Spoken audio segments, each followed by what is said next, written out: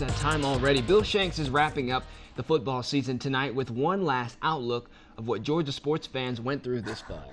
I can't believe we have to look back at it. Well, let's just say Bill had a lot to talk about. Here's this week's BS Report. Well, this is the last BS Report of the year, so I've got a variety of topics to get to. First, it's hard to believe the college football season is over. At least the regular season is over. Now we have the conference championships this weekend, and we all know you had Auburn and Missouri in your predictions back in August to meet in Atlanta. Then we'll have the bowl games, with half of them being bad enough to ignore.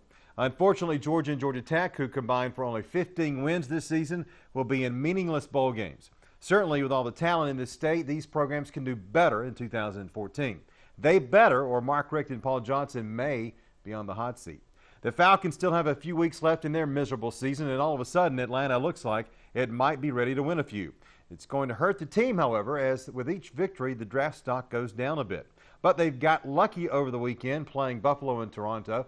If that game had been outside in Buffalo instead of in the comfortable indoors of the Rogers Center, the Falcons probably would have lost. And now this weekend they'll play in Green Bay, and it looks like Aaron Rodgers could miss another game for the Packers.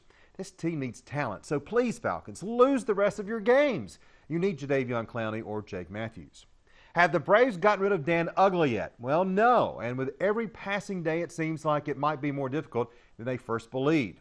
Ugley has got to get out of there before the Braves can see how much money they have left to improve the team. And don't let them fool you. They need to improve that team. The talk is the Braves payroll is going to be right at $100 million next season, which is just slightly higher than what it was last year. But please, someone ask where that extra $25 million from the new national television contract is going to go. It's obviously not going to the payroll to make the team better.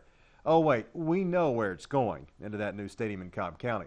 Then there's basketball, and is there really anything to get excited about? Well, yeah, the Mercer Bears are something to get excited about, but that's about it. Georgia is bad again. Georgia Tech looks okay, but not great. And the Hawks are as mediocre as any team in the NBA. It's been a strange year in sports in the state of Georgia. The Braves were great in the regular season, but flopped in the playoffs, as many expected. Georgia and Georgia Tech were mediocre in football, and the Falcons have been downright awful. What's been the best story of the year in the state of Georgia? How about the Mercer Bears football team? They were outstanding in their first season back. Maybe these mediocre teams and bad players, hello B.J. Upton, are good for my line of work. It's easy to complain about things when you have a daily 3-hour radio show and my once-a-week get-together here. But I certainly would trade it for one of those teams in the state of Georgia to win a championship.